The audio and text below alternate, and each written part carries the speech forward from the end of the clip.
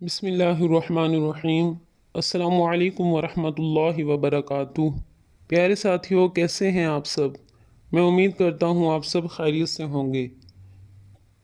میں آپ کو ہمارے پیارے چینل پر دل کی گہرائیوں سے خوش آمدید کہتا ہوں۔ خوش رہیے، آباد رہیے۔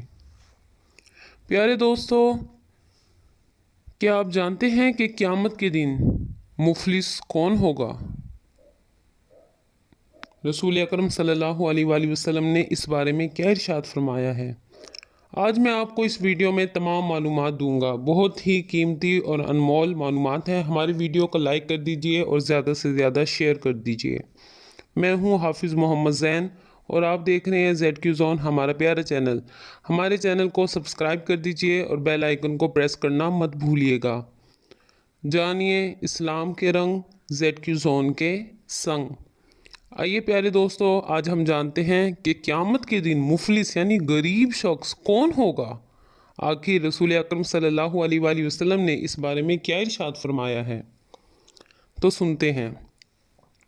صحیح مسلم شریف کی حدیث مبارکہ ہے کہ سرکار نامدار، مدینے کے تاجدار، رسولوں کے سالار، نبیوں کے سردار، ہم غریبوں کے غمگسار، ہم بے کسوں کے مددگار صلی اللہ علیہ وآلہ وسلم نے استفسار فرمایا، کیا تم جانتے ہو مفلس کون ہے؟ صحابہ کرام علیہم رضوان نے عرض کی کہ یا رسول اللہ صلی اللہ علیہ وآلہ وسلم، ہم میں سے جس کے پاس درہم، دینار یا سامان نہ ہو وہ مفلس ہے۔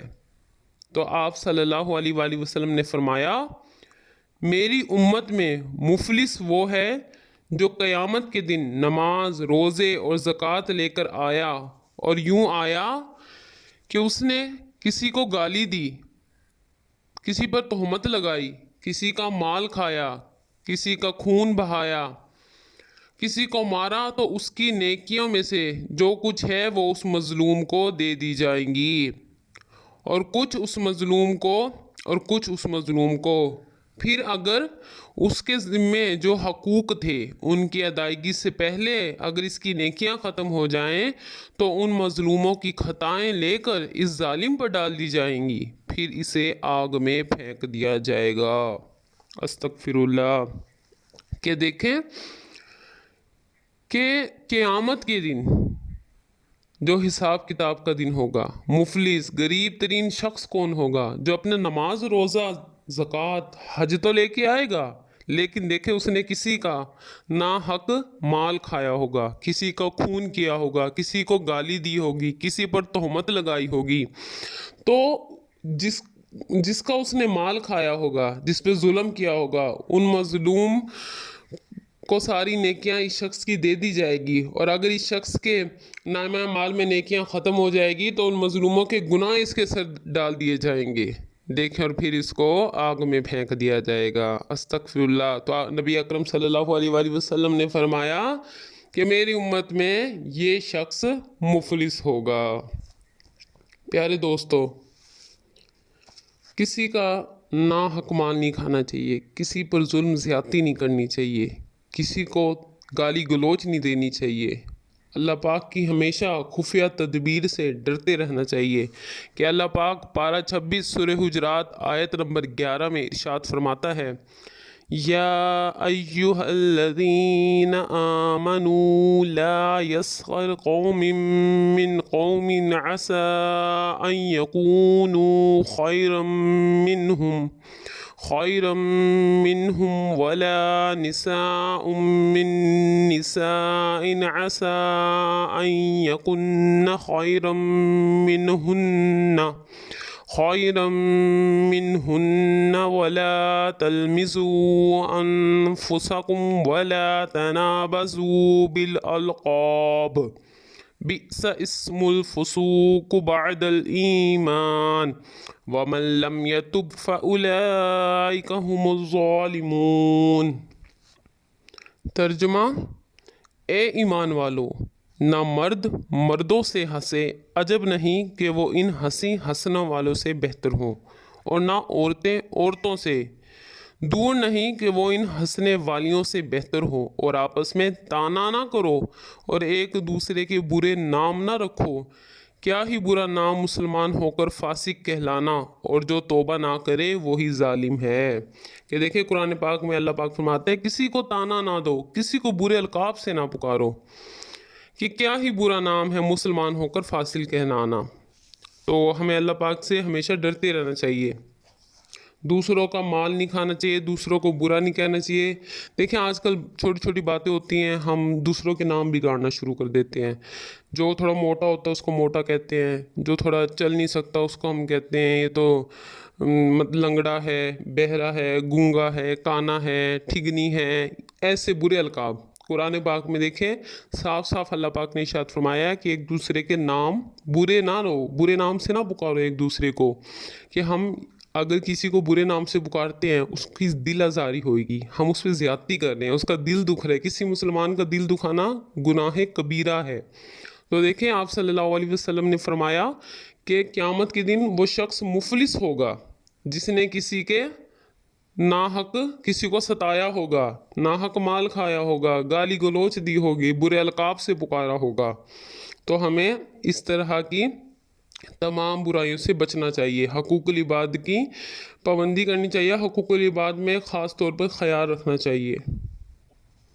صحیح مسلم شریف میں ہے کہ اللہ کے محبوب دانائے غیوب صلی اللہ علیہ وآلہ وسلم کا فرمان عبرت نشان ہے، بے شک روز قیامت تمہیں اہل حقوق کو ان کے حق ادا کرنے ہوں گے، حتیٰ کہ بے سینگ والی بکری کا سینگ والی بکری سے بھی حساب ہوگا۔ مطلب روز قیامت حقوق العباد بالکل بھی معاف نہیں ہوں گے، حالانکہ بے سینگ والی بکری ہے نا، اس کا سینگ والی بکری سے بھی بدلہ لیا جائے گا۔ پیارے دوستو، آج کل قرضوں کے نام پر لوگوں کے ہزاروں بلکہ لاکھوں روپے ہڑپ کر جاتے ہیں۔ ابھی تو یہ سب بہت آسان لگ رہا ہوگا نا، لیکن قیامت کے دن بہت مہنگا پڑ جائے گا۔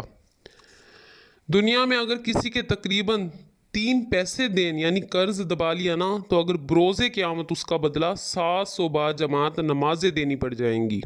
جی ہاں، جو کسی کا قرضہ دبا لے وہ ظالم ہے اور سخت نقصان اور خسران میں ہے۔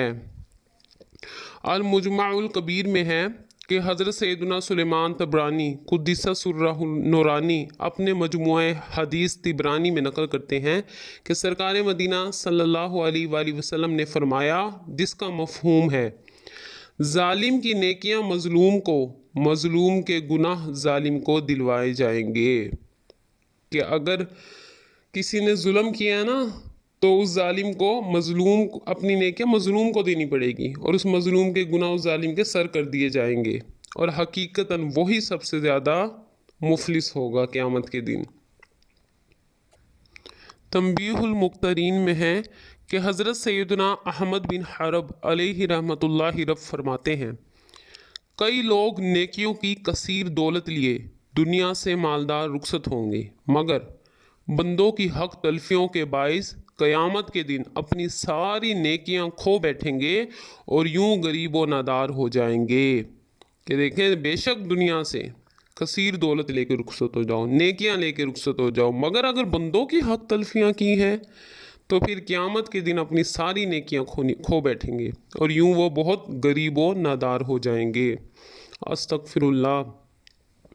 حضرت سیدنا شیخ ابو طالب محمد بن علی مکی علیہ رحمۃ اللہ القوی قوت المقوم میں فرماتے ہیں، زیادہ تر اپنے نہیں بلکہ دوسروں کے گناہ ہی دوزخ میں داخلے کا باعث ہوں گے، جو حقوق العباد تلف کرنے کے سبب انسان پر ڈال دیے جائیں گے۔ بے شمار افراد اپنی نیکیوں کے سبب نہیں بلکہ دوسروں کی نیکیاں حاصل کر کے جنت میں داخل ہو جائیں گے۔ ظاہر ہے دوسروں کی نیکیاں حاصل کرنے والے وہی ہوں گے جن کی دنیا میں دل آزاریاں اور حق تلفیاں ہوئی ہوں گی، یوں بروز قیامت مظلوم اور دکھیارے فائدے میں رہیں گے۔ اب دیکھیں جو انسان دوسروں کی حق تلفیاں کرتا ہے اس انسان کی نیکیاں مظلوم کو دے دی جائیں گی اور مظلوم کے گناہ اس کے سر ڈال دیے جائیں گے۔